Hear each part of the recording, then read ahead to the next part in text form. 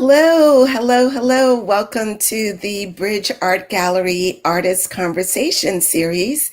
We are so excited during this fall season to have so many arts activities taking place, not only around the Bridge Art Gallery, but also, the Hudson County area, the nation, and the world as we continue to come together socially to be able to share art. So there's not a better way to kick off our fall season than to have a deep dive conversation with two incredible artists, Maurice Evans and Grace Kisa. So let's welcome them on. Hello. Hello. How are you? We're good. Well. We're good. Greetings, greetings. So for everyone who is not aware, that small, like 0.5% of the population that's not aware of Grace, the super talented Grace Kisa and Maurice Evans. They're two incredibly talented artists that are based in Atlanta. So Grace and Maurice, tell us a little bit about yourself. Queen Grace. Go ahead, Grace. Okay. I'm originally from Nairobi, Kenya, and was raised in two countries on the continent, Ethiopia and Botswana, and then McLean, Virginia, and then Atlanta, Georgia, where we live now. And Maurice? What do you want to know? Where I was born? Is that what we're talking about? Your journey. So born in Tennessee. My father was in the military. Mostly raised in the South. So I've been mostly in Georgia, actually. And that's it, really. I'm an artist. Well, you both are incredible artists. And Toki Rome Taylor also thinks that you guys are wonderful too, and she's so proud. So thanks for chiming in. But I've known you guys forever and a year, and am huge fans of your artwork and individually. And I was so excited to see you guys collaborate on the New Africans series. And I know you've talked about it and talked about the ideas, and it's come together in such a phenomenal way with an entire series that you've been able to show in different locations. So tell us a little bit about the New African series, how it evolved, and what does it consist of? You want to start? I will. Okay. So it evolved over decades of conversations with Maurice and I.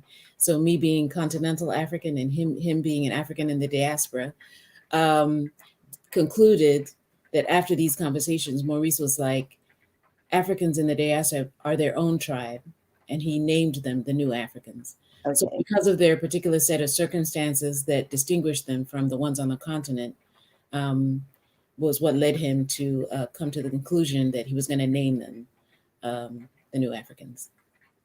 And so, we decided we actually stumbled on the articulating it as a body of work.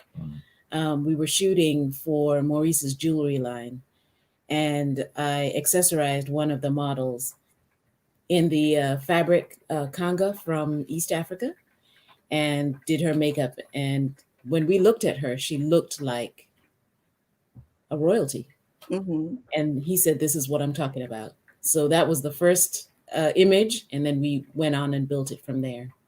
Well, what I was talking about was you can't always tell us apart, right? Mm-hmm. So we are very different, and for us African Americans, we've always struggled with our identity and trying to relate to somebody or relate to Africa. Some of us do, and some of us try to deny it. Mm-hmm. And was always saying, no, we're the same. You know what I'm saying? Mm-hmm. When we was doing the shoot, I was like, look, she looks just like you guys. You couldn't tell the difference, even though we've been here for all this time. Her genetics are still strong enough that you still can't tell us apart. Mm-hmm. So that's kind of what sparked it. But at the same time, it's like, we are very different from you, and we should acknowledge that, and we should celebrate that. Right. And so I started off with giving us a name, which was the New Africans. So that's how that started. Yeah.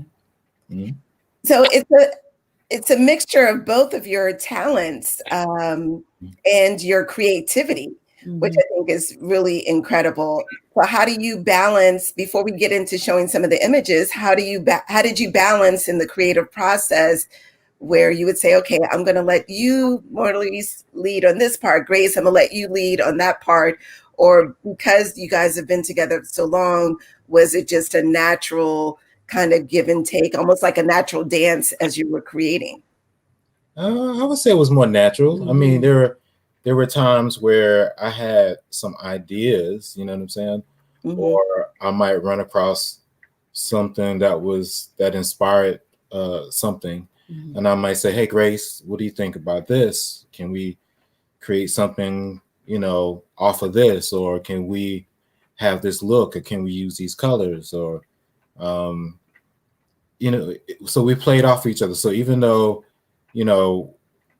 we actually participated in the whole process. So I didn't just do all the paintings. I did most of the paintings, but she participated by guiding. She said, I don't like this. Can you add that? And even some of the pieces she worked on, I said, hey, can you put your stamp on that? So she would work on those pieces, right?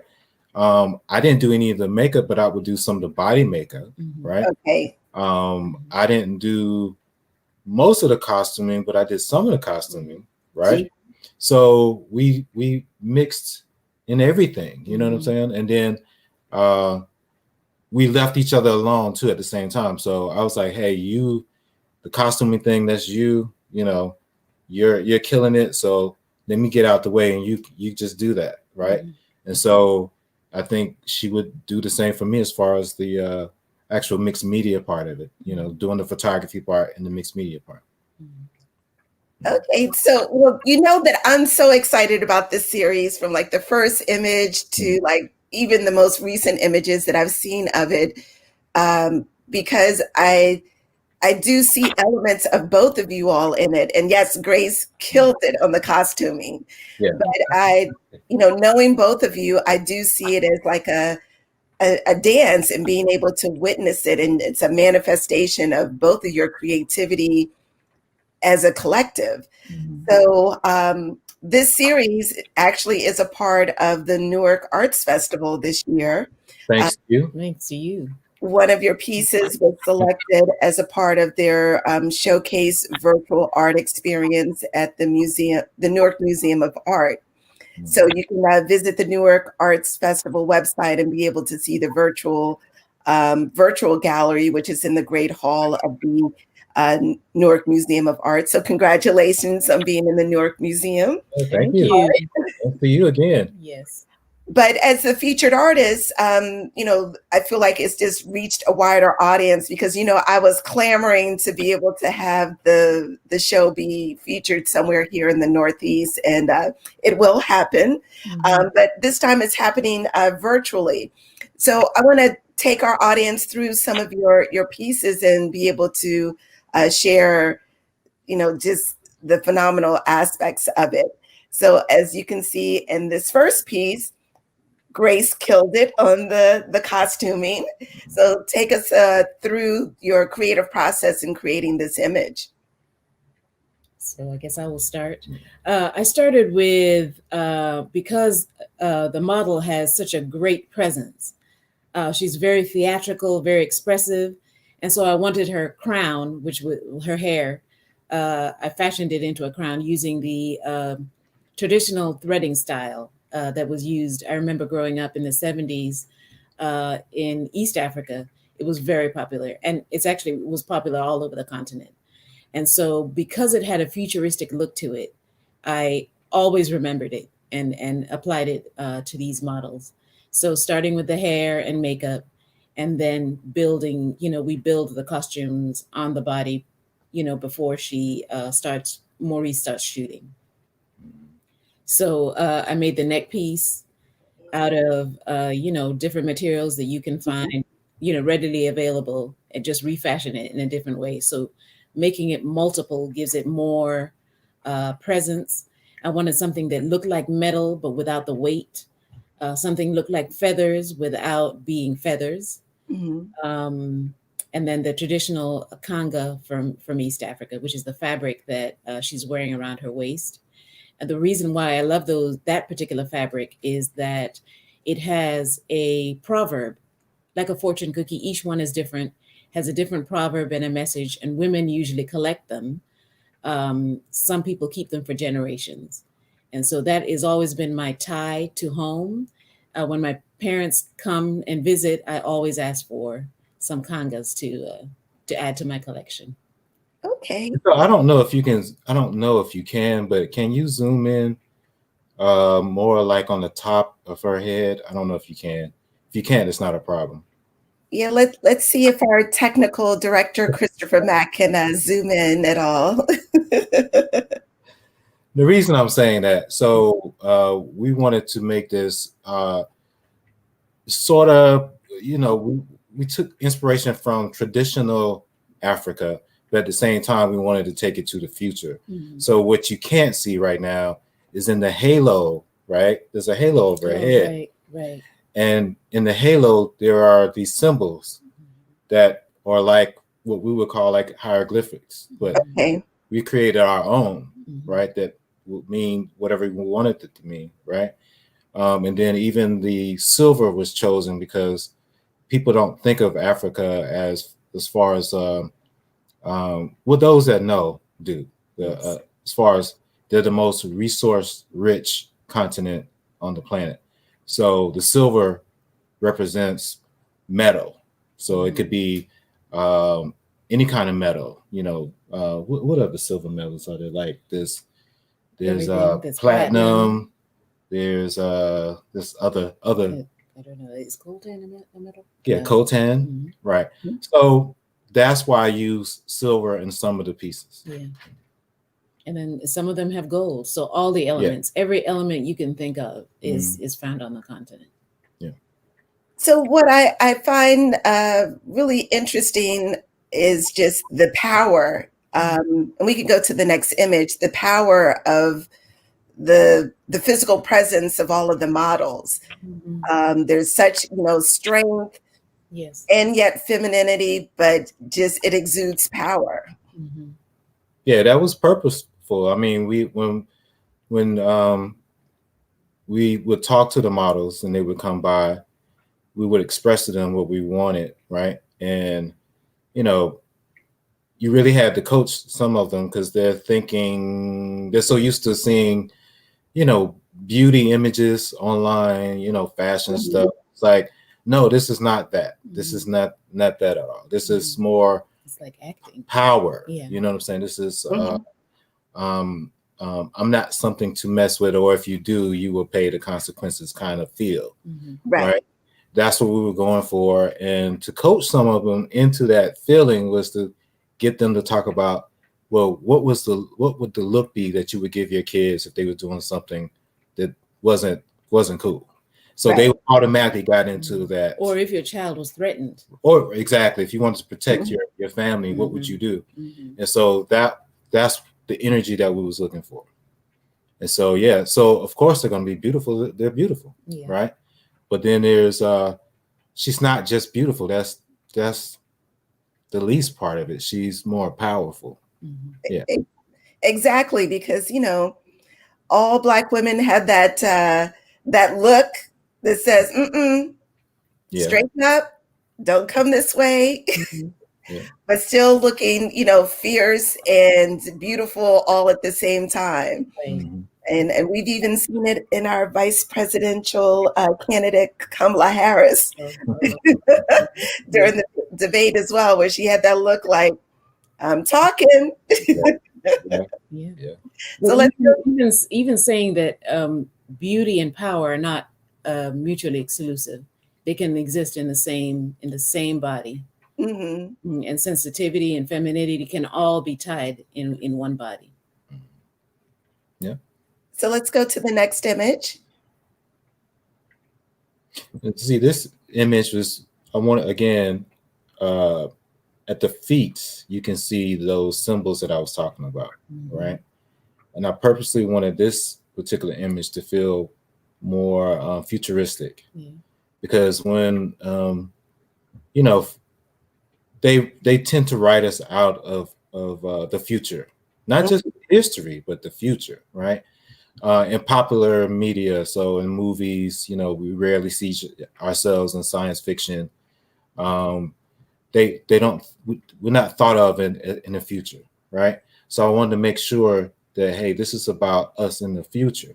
And so this is why I did, and I also did her in a different, you know, hue. I wanted to be blue, as if she came from another world, which was inspired by the Dogon tribe, you know, who said that there was an alien that came down from the Sirius constellation and explained to them who he was, or it was, and where they came from, and you know, and to this day, the Dogons still have a celebration commemorate that the alien came to visit them, right?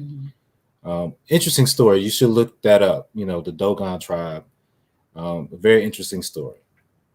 And how are you spelling Dogon tribe? It's a Dogon. Yes. Okay, I'm going to put it in the comments in case anyone wants to be able to look that up. So, you know, I have to connect this a little bit because you talked about, you know, futuristic with one of my current faves and obsessions, Lovecraft Country. Yes. Especially the I Am episode. Because when I saw it, I was like, this is New African. Exactly. Oh, Grace and I thought the same thing. And then also, even in Lovecraft Country, and also traditionally on the continent, time exists in all planes at the same time. So the future, present, and past exist in one plane. Okay. So even though my hairstyle may be from the past, but is it from the future? I mean, it translates either way, from the past, present, and future. And the existence of African peoples is past, present, and future. And it exists in the same time. I remember a movie in the 80s that came out called A Brother from Another Planet. Yes. Do you remember that? I do. Yeah. It stuck with me because it was my first time seeing an American movie where the protagonist was an African-American man, and he had come from outer space to Earth. Yeah, that's right. So if you were approached by, let's say, what is her name? Is her name Ruth Carter, the Oscar-winning costumist, who said, Maurice and Grace, I saw New Africans. I'm working on this new project. Would you be down? Of course I would. Yeah, of course we would. Of course I would. We love her work. Yes. Yes. I've been watching her work since I came to America. She's been doing it for a very long time. And it's nice to see her getting her just due. So where do you see,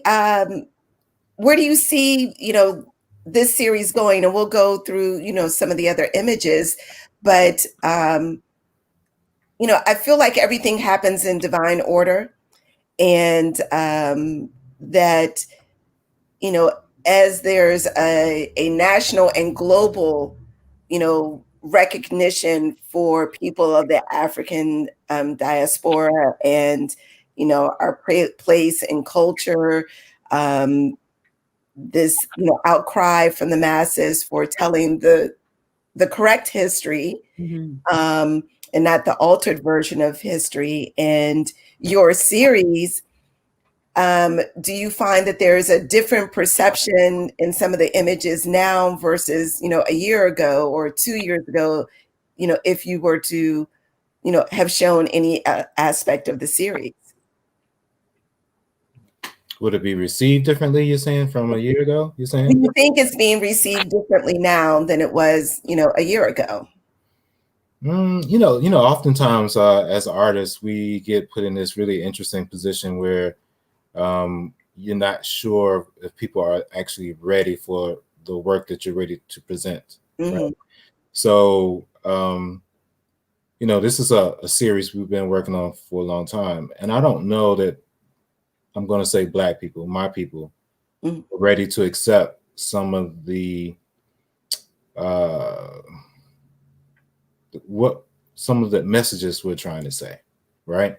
Because not too long ago, I've had conversations with Black folks that still don't want to call themselves African. You know what I'm saying? So I know we couldn't have the conversation that we're having now, right? 10 years ago, right? Which when we practically started this series about 10 years ago.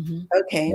Right? So again, we had you're gonna have pushback from people that don't understand who they are and where they come from, right? Because they're gonna say that's not me. And a lot of that comes from negative stereotypes. Negative stereotypes and just not being educated and being miseducated. The propaganda has been turned against us. You know what I'm saying? So they try to make Africans not sophisticated. They try to make Africa look like it's still behind. They don't want people to know that Africa is just as contemporary as anybody anywhere else. You can find big cities there. You know what I'm saying? And very modern cities. That's what I meant to say. It was more modern. Probably in some cases more modern than our cities, right? And technology is really big. Yeah. All over the continent. And production that I think very few people know that African-based productions are huge, and if not bigger than Bollywood and rival Hollywood. Definitely. And actually Bollywood is the #1 movie industry in the world. And then Nollywood is right after it. Second. Yes. And so how do you feel that there is a connection with New Africans, the New African series, and how it can help educate? Because there's so many details and cultural details in the artwork. How can educate? You talking about African Americans, or are you talking about who you? Everybody, really. Everybody. Yeah. You can segment it out in your answer. Yeah, I mean, I hoped it would be some sort of a bridge between Africans on the continent and Africans of the diaspora. That's what I really wanted, right? For them to say, hey, yes, they do come from us, and they still hold on to some of their traditions, even though it may be subconscious. They're not even aware of it, right? And and the same thing in reverse, right? I wanted African Americans or people of the diaspora to know that, hey, a lot of things that we do comes directly from Africa, right? And so then you start to see that we're not terribly different, we're still closer than not. And I think if we're going to get out of a lot of the situations that we're in as a people, we have to come back together and then exchange our ideas, right? And that won't happen if we don't respect each other. If I look down on you and you look down on me, then we're divided. We never come up. Right. So that's really what it was for me. And it also was for for us to just accept who we were, you know what I'm saying? Be proud of who we are. Because, African Americans still, I feel, they're still not proud of themselves. And they're always looking for things to validate themselves outside of themselves. Right. So they need things that other people make to validate them. You know what I'm saying? They have to acquire those things to say that I am this person. I'm like, but you didn't make that. But check this out. The person who made that stole that idea from the people that you come from. And now they're taking that and selling your culture to you, right? So that happens to us a lot. But that won't happen if we understand what's going on, if we understand ourselves and understand where we come from and those people, And also understand that the collaboration has been going on since African Americans have been brought here. African Americans in the diaspora have always, a lot of them have always reconnected with Africa, have helped some countries get their freedom, have helped South Africa, become South African apartheid crumble, was because of African Americans and Africans in the diaspora bringing to attention that this is going on, and it's being supported by these corporations. So students on HBCU campuses, senators and governors got together and put pressure on the American government, on the Vatican, on African universities to divest, and corporations to divest from exactly Africa. So that wouldn't have happened without cross-pollination on both sides. I can even give another example. In Kenya, when Kenya got on its way to getting its independence, Thurgood Marshall wrote the outline for Kenya's constitution before African Americans could vote. He was writing the constitution for an African country before independence. Yeah. And see, these are the nuances that about our history and our culture and our connected history and culture that we never hear about. And I think it's so important, especially for this younger generation, to understand that there is a responsibility not only to each other, but also to people who look like us in other places to do what we can to help advance, and that, and that connectivity is a responsibility. Right. And the connection is there. You can hop on a flight and go and visit any African country and see for yourself. You can join Black travel groups that travel to Africa. If you and you're traveling with in the safety of numbers, and you're learning together. There was a whole movement last Christmas, the Year of Return Ghana had, and they were giving citizenship. They were giving tours. African Americans by the hundreds went over the Christmas holidays to discover Ghana for the first time. Yes, and the Year of Return all over the continent: East Africa, South Africa, Central Africa, North Africa. You can definitely just discover for yourself. The Year of the Return, Target campaign that Ghana did was, genius. It was. Because I think everybody that I knew was in Ghana last year, and was definitely in Ghana, towards the end of the year, spending, post-Christmas season between Christmas and New Year's in Ghana. But also, because you saw all of these images on social media, it encouraged all of us to do a deeper dive to say, okay, well, what's going on with Ghana? What do they have going on here? And, you started hearing about other businesses that were there, and fashion and music. And, that's how we control our own narrative, by, taking control of our story, and then being able to say, hey, we're going to control how this is put out there. We're going to control the images. And that circle back is why art is so important. Absolutely. And there are art fairs all over the continent as well. Yes. So we actually need to be able to secure art like the New African series, which you can find on, Maurice and Grace's site, newafricans.com, that, so that, we can obtain these pieces of history and representation to be able to share generationally within our own families, to say that, no, like, this is the narrative and how we're controlling the narrative on our end. Yes. So what have you guys learned in the process of creating, the New African series? So I have learned quite a bit. Initially, I was my inspiration came from part of the history that I'm still even learning about warriors and queens on the continent. But my charge was to find them on this side of the Atlantic, on the west side of the Atlantic. And I found one monument. I saw a photograph of a pregnant woman. It was a statue, a public piece in Haiti. And it led me to question, okay, who is this?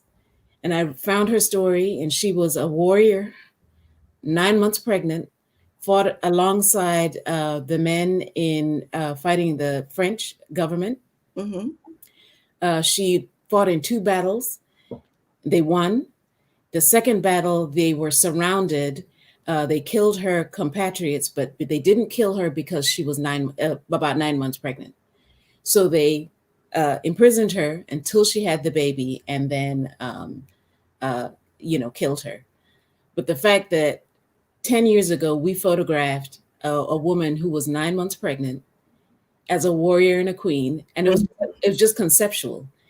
When I found that there was an actual woman who did that on this side of the Atlantic, the floodgates opened, and I went on to research and find 3 queens in St. Croix and St. Thomas who fought the Dutch, did a labor revolt. I found a woman called Cathay Williams who joined the Buffalo Soldiers and inverted her name to William Cathay, and fought in the Civil War. There's a woman called Bessie. I can't think of Bessie's name. She was the first aviator, African-American woman, who was not allowed to fly here, got a scholarship, flew to France, and got her flight license and flew. So, I mean, one after another, I just keep finding them. But it started with seeing that one statue of that pregnant woman. And so, again, that speaks to representation in monuments, the importance of monuments. Because without that photograph, I wouldn't have found. I don't think I would have found her that quickly. But once I found her, I just kept finding woman after woman after woman. I found a group of women in Brazil who used their feminine wiles and war fighting acumen to fight for their freedom. So it's never ending. And then, of course, Harriet Tubman, which I always knew that she was part of the Underground Railroad. But until I saw the movie and found out that she was the first military officer who freed about 150 enslaved people in South Carolina, I hadn't known that until then. So, we're just going to have to take this New African series, worldwide. Yeah. And, I've always said that I feel like wherever the series is showcased, there's so many, academic conversations that can be held around it. Of course, whole fashion show on, fashions that have been inspired by this, dance presentations. And I know that you guys have, a dance element and incorporated into this, as well as music. But there's so much that can be done, and, phenomenal discussions about, women who actually existed in history, like the queens that you've talked about, the Dogon tribe, the Amazons, that are connected to this, New African series, inspired by it, kind of the new Africans' representation of those aspects in history. So I know what I want to do. So what's next for you guys? As far as the series, we're still adding to the series.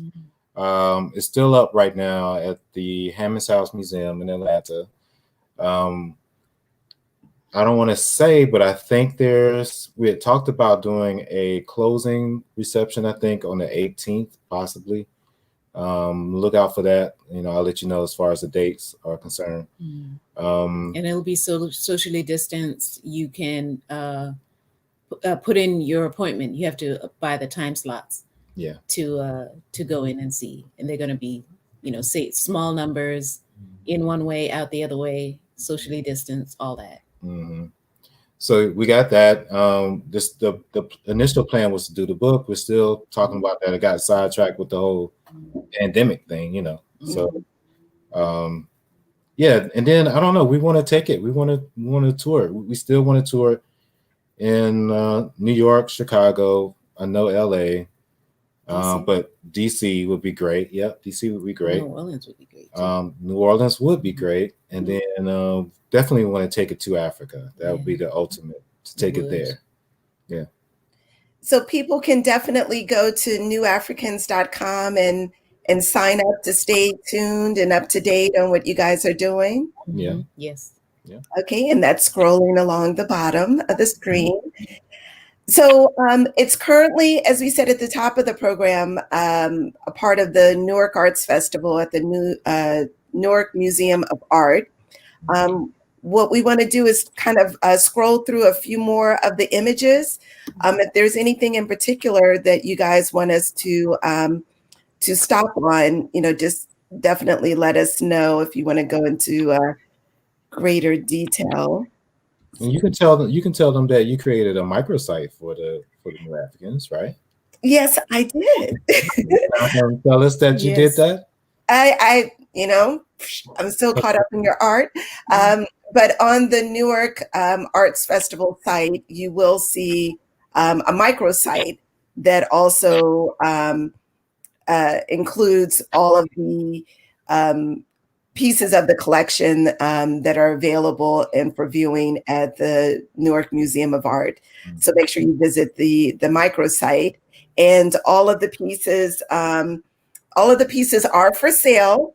So, and as David says, this project will always be relevant, which we agree wholeheartedly, David. On that. Mr. Darkwood. Yes. So let's see if we can pull it back up.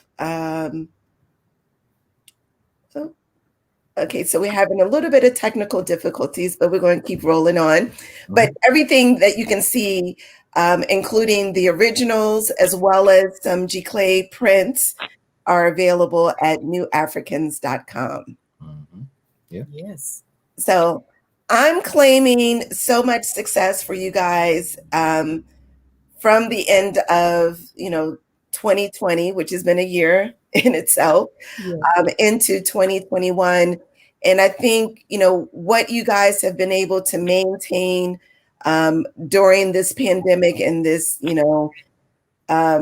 very unique time in history is just a testament to you as artists, as well as individuals, that you adjust, you adapt, and you continue to keep thriving in the most adverse of circumstances, which is a pandemic, which has been really impactful for any creatives. And I just want to thank you for continuing to provide quality, engaging, relevant artwork for us to enjoy, because arts has been what has been sustaining us during this pandemic, because we can sit back and listen to some music, view some incredible art, right, binge out on Netflix movies and movies from Amazon Prime, just to be able to tune out from a lot of the crazy. So, and don't forget the Nollywood movies. And the Nollywood movies, yes. So what are your top Nollywood movies that you would recommend? I couldn't even tell, because I've watched so many, I couldn't even tell you by title, but there was one called, oh my God, it was a woman boss, like she was a mob boss, but I think it's called King Daddy. I'm not quite sure. Okay. I mean, I watched a whole bunch. I cannot recall a title off the top of my head. And Netflix has actually done a pretty decent job of putting out some Nollywood movies, and actually Queen Sono, which I think was the first. Yes, that is actually South African. And that's a really good series. Really, really well done. Miss Waller has commented and added to the discussion. It's called The Cook. Thank you. Yes. So, you've given us so much,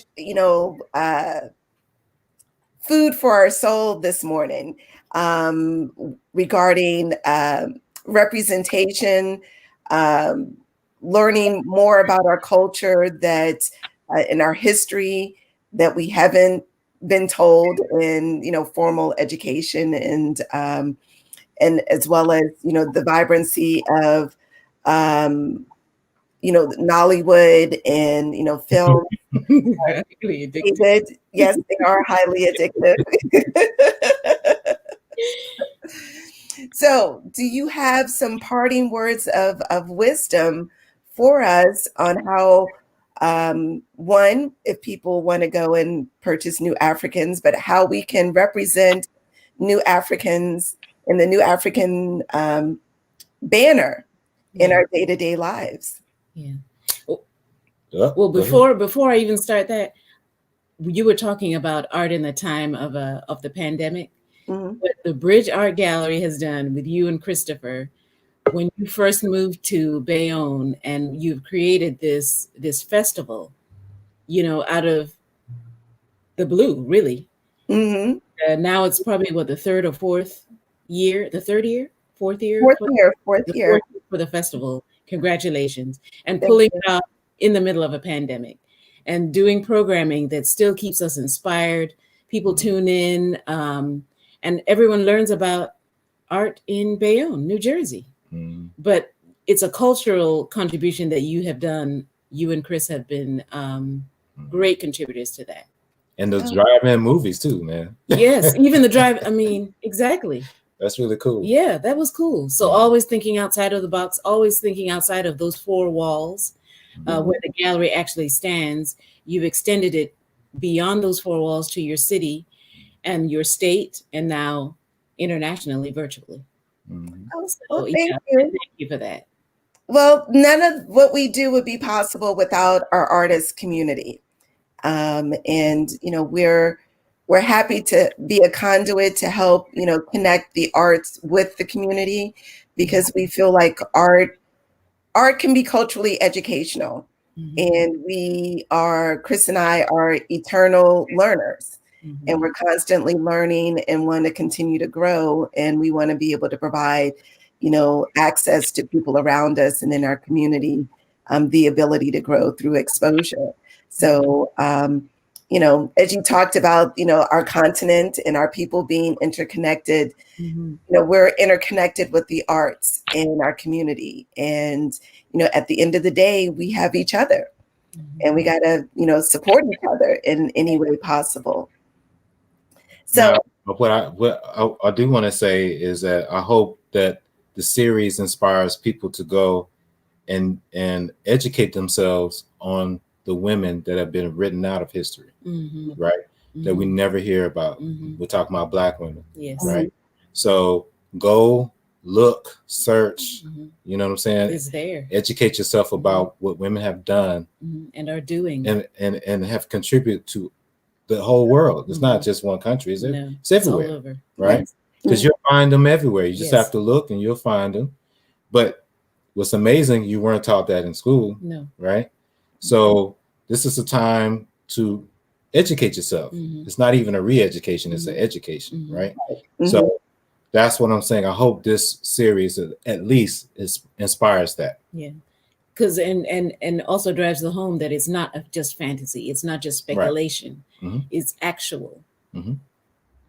Yeah, because I'm a New African. Yes, I am too. So thank you, Maurice and Grace, for joining in a conversation with us today. We ask that our viewers definitely check out their website, newafricans.com. Visit the Newark Arts Festival website at newarkarts.com to be able to view their virtual gallery and to view the collection at the Newark Museum of Art. And make sure you visit the microsite for New Africans collection. Thank you for tuning in to another edition of the Bridge Art Gallery's Artist Conversation series. And we hope that you continue to be creative and to support the arts and take care of yourself. All right. All right. Thank you. Bye. You too.